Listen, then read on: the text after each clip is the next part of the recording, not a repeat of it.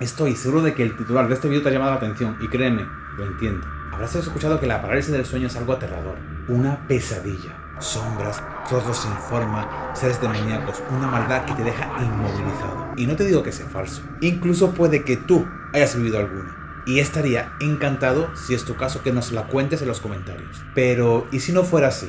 ¿Y si la parálisis fuera una grieta hacia otra realidad? Pues bien, hoy te contaré una increíble historia sacada de nuestro Necronomicon. Una en la que una chica marginada de la sociedad descubre nuestra auténtica existencia. Y esto la dejó impregnada de un horror existencial de por vida. Bienvenido o bienvenida un día más al Club de los Deambuladores del Espanto. Viajemos hacia el vacío liminal.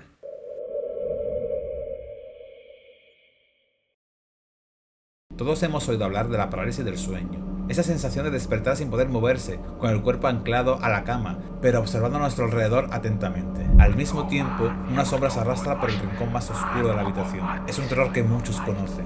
La historia que narramos hoy es de una chica de 19 años. Vivía encerrada entre 4 paredes desde que tenía memoria. No por obligación, sino porque el mundo exterior le resultaba demasiado violento. Lo veía todo rápido, urgente, vacío. La gente hablaba demasiado. Una sobreestimulación extrema. Esto le causaba rechazo y decidió recluirse a los placeres de la soledad. En nuestro club sabemos perfectamente cuál es esa sensación. Pasaba los días en su cuarto, envuelta en penumbra, rodeada de pantallas, cómics gastados y objetos que solo tenían sentido para ella. Mientras los demás buscaban estímulos dopamínicos, ella buscaba refugio. No odiaba el mundo, simplemente no pertenecía a él. En ese aislamiento había construido su propio universo, uno en el que al menos podía respirar.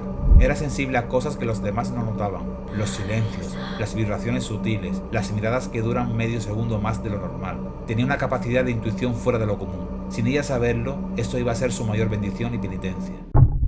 Una noche, todo comenzó a desmoronarse. Despertó sin poder moverse, sin poder articular ningún movimiento. Sus ojos estaban abiertos, podía oler, escuchar, sentir y de haber tenido algo en la boca incluso saborear. Pero su cuerpo era una prisión de carne inmóvil. Al principio pensó que estaba soñando, hasta que vio su propia habitación, aunque deformada. Las paredes eran más altas, las esquinas más afiladas, todo se había vuelto muy geométrico, como una composición perfecta de la realidad.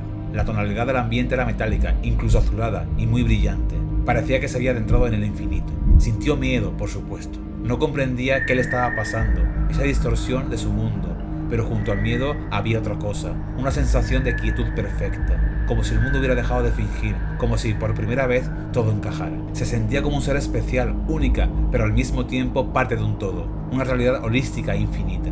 Esta primera experiencia solo duró unos pocos segundos, pero le permitió vislumbrar algo para lo que no había palabras. No podía explicarlo, pero al despertar supo que lo que había sentido toda su vida era verdad. Ella no pertenecía a este mundo, la dimensión humana era mentira, nuestra auténtica realidad no estaba aquí. Con esta sensación de terror existencial se incorporó a la vida, una vida que intuía que era una caricatura de terror. Había accedido a un vacío liminal al que quería regresar. Aún así, todavía se cuestionaba si a lo mejor simplemente todo era un sueño. Las dudas le atormentaron las siguientes semanas. Un día algo ocurrió, era miércoles y había tenido una jornada para guardarla en el olvido. Se habían reído de ella un grupo de personas vacías y frustradas por sus gustos frikis. En la universidad había suspendido un examen y visto al chico que le gustaba besarse intensamente con una chica de otra carrera. Nunca se había atrevido a hablarle y esa timidez le remordía por dentro. Volviendo a casa, su madre le llamó para decirle que su abuelo había fallecido. Ella lo adoraba y su quebranto fue tan grande que solo quería que la tierra la tragase y acabase con todo, pero... Esa noche, envuelta en llantos y pesadumbre, se durmió, para despertar nuevamente en una parálisis del sueño. La misma que había vivido la otra vez, pero de forma más intensa y durante más tiempo, como si la auténtica realidad se hubiese manifestado justo cuando más la necesitaba. Pudo ver a seres de luz que la acunaban y amaban sin mediar palabra. Pudo andar más por esa realidad geométrica distorsionada que le infundía paz. Todo en aquel mundo evocaba sosiego y liberación emocional, y en pleno éxtasis se despertó y volvió a su mundo. A esa realidad donde el chico que amaba no sabía de su existencia, al mundo donde su abuelo había muerto, a ese mundo que ella sabía que no pertenecía, a ese mundo que ignoraba su auténtica realidad. El terror existencial volvió a lo más interno de su ser y respirar cada segundo se había vuelto su vía crucis. Sin embargo, en la siguiente semana, estas parálisis del sueño volvieron, cada vez más intensas, más frecuentes, más reveladoras, hasta que el mundo real empezó a parecerle un eco borroso de algo más verdadero. Se adentró en habitaciones inmensas sin suelo, en pasillos curvados con ángulos imposibles, percibía las emociones como un fluido etéreo que podía impregnar todo su ser sin forma. Sentía el tiempo como una dimensión más, podía moverse por él a su antojo, observaba el pasado pasado, entendía el futuro. Las leyes físicas no se aplicaban allí, todo estaba escrito y lo podía sentir en su interior. Al despertar, ella no era capaz de recordar, entender y explicar todo lo que vivía en aquellas parálisis. El receptáculo humano no le permitía abordar semejante tarea. No obstante, en su interior era consciente de que había algo extraordinario reservado para nuestro espíritu, como si todas las piezas de nuestra existencia encajasen a la perfección en aquel lugar.